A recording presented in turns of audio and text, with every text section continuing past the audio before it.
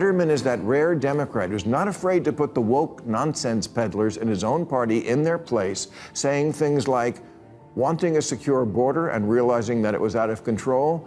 That doesn't mean you're a xenophobe or a racist. Bill Maher criticizes Democrats for turning on Senator Fetterman. Bill Maher didn't hold back as he called out Democrats for attacking Senator Fetterman.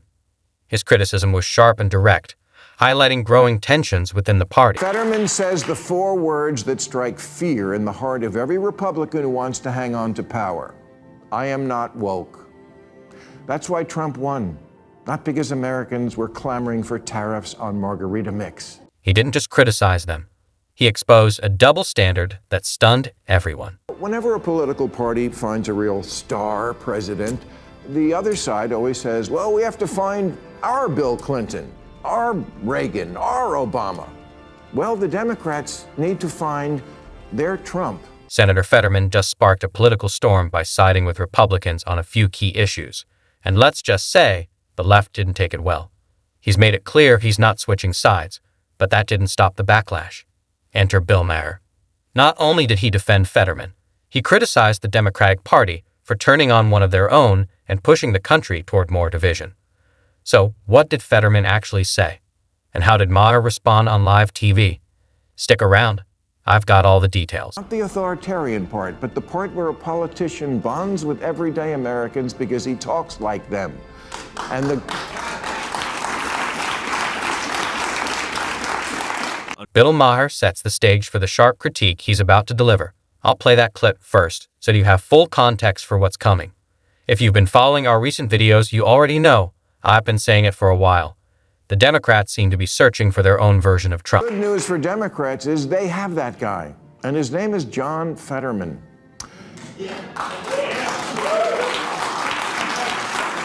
Not the authoritarian side, but the part where a politician connects with everyday Americans by speaking their language.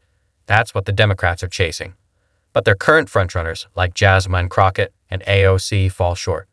AOC leans heavily into progressive rhetoric, while Crockett often confuses volume for strength. In short, there's no clear contender to go toe-to-toe with Trump. But now, Maher offers his own unexpected pick for who he believes could be the DNC's answer. After the election, instead of curling up in a ball, Fetterman went to Mar-a-Lago, where Trump assumed he was one of the guys from January 6th. This might come as a surprise. Fetterman's name rarely surfaces as a serious contender for the 2028 Democratic ticket. Honestly, it's hard to see anyone in the DNC matching Trump's presence or appeal.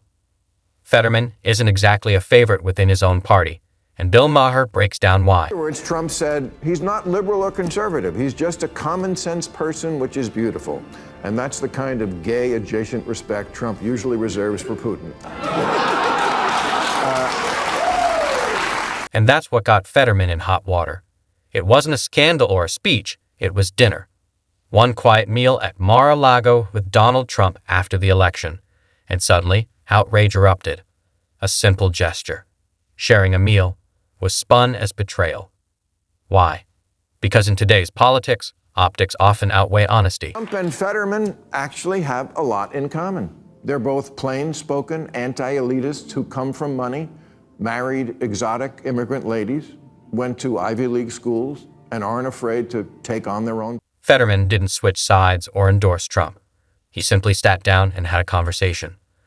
But for some on the left, that was unacceptable. A handshake turned into a scandal. Party elites reacted with outrage as one of their own stepped out of line. It wasn't logical. It was emotional, even tribal. Then Bill Maher weighed in. He didn't just explain the backlash. He exposed it. And what he said next? It shifted the entire conversation. Here's the thing. Voters aren't really savvy about the issues, but they do have made it clear what is important to them. Authenticity, balls, and charisma. Trump has that package, and so does Fetterman. In a bold and unapologetic take, Maher doubles down on his support for Fetterman, to frustration of many Democrats. You can almost hear the disbelief as he expresses respect for both Fetterman and Donald Trump. It's the kind of political honesty that rattles party lines. Maher isn't choosing sides. He's calling out the double standards. And in doing so, He's reminding everyone that truth should matter more than loyalty to any party. Fetterman is that rare Democrat who's not afraid to put the woke nonsense peddlers in his own party in their place, saying things like, wanting a secure border and realizing that it was out of control, that doesn't mean you're a xenophobe or a racist. Many on the left expected Maher to slam Fetterman for dining with Trump. Instead, they watched in shock as he flipped the script, praising the senator for crossing the aisle, showing independence, and rising above the noise. To Maher, it wasn't betrayal, it was courage, and that only made things harder for the DNC. Then came the moment Maher delivered his sharpest critique of the party's extremes. He's been unequivocally pro-Israel, as are most Americans, and when pro-Palestinian protesters showed up at his home, he went up on the roof and waved an Israeli flag. In a fiery and unapologetic moment, Maher throws his full support behind Fetterman, leaving many Democrats stunned. You could almost hear the gasp as he expressed respect for both Fetterman and Trump. That wasn't the reaction the left expected. To Maher, Fetterman wasn't a traitor. He was a trailblazer. While others stayed safe behind party lines, Fetterman crossed them. He stood his ground and didn't conform. Fetterman says the four words that strike fear in the heart of every Republican who wants to hang on to power. I am not woke.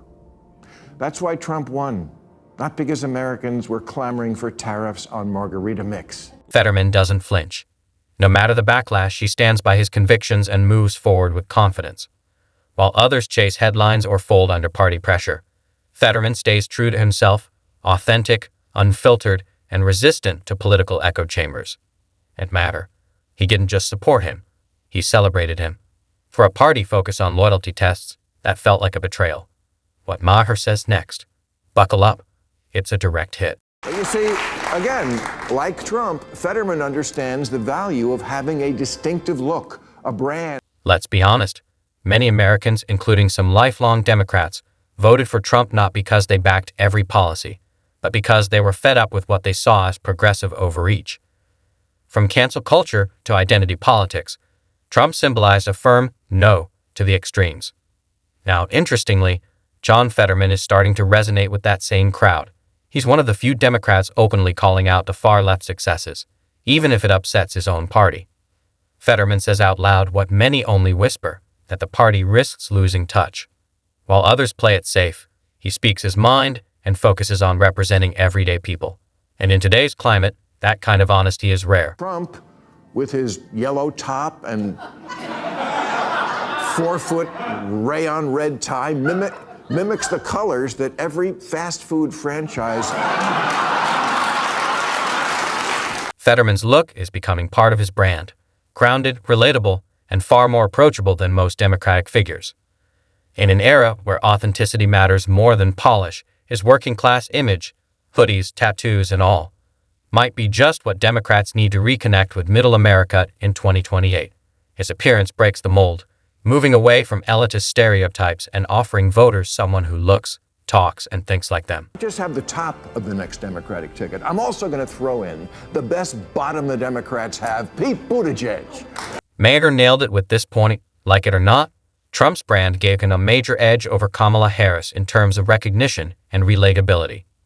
From his signature hair to the exaggerated gestures, he became a walking meme, and surprisingly, it worked. It made him seem more human, more accessible. Now compare that to Kamala Harris. Polish, carefully packaged, and hard to define. What's her signature style? What moment or phrase comes to mind instantly? That's the issue. In politics, branding isn't just image, it's connection. And Harris still hasn't made one that sticks. He, too, seems to be trying to send a message that he wants to join the reality wing of the Democratic Party. A month ago, he stopped posting his pronouns. Now here's a twist few are considering. What if Trump doesn't run in 2028? The Constitution limits him to 2 terms, and while many are bracing for another Trump showdown, what if the GOP surprises everyone? If they nominate someone new, calmer, more polished, even a bit boring but electable, the entire Democratic strategy could collapse. Building a blue Trump only works if the original is on the ballot. Without him, Democrats risk fighting a ghost. Fetterman may capture the vibe, but without a Trump foil, what's he really countering? Worse, if Republicans back a less chaotic but equally appealing candidate, the left's strategy could look outdated or even out of touch. This wouldn't just be a tactical error. It could spark a full-on identity crisis. Would do better, quote, if we were more serious about the actual values and not caught up in vocabularies and trying to cater to everybody only in terms of their particular slice of combinations of identities. When a politician quietly steps away from performative trends, it feels like a rare moment of clarity, a sign that the cultural tides might be shifting. So when Pete Buttigieg removed personal pronouns from his bio, it wasn't earth-shattering, but it did raise eyebrows. It suggested even a prominent figure within progressive politics might be rethinking the optics. In a party often focused on image, that small change spoke volumes, a quiet signal that the public may be growing weary of identity-first politics.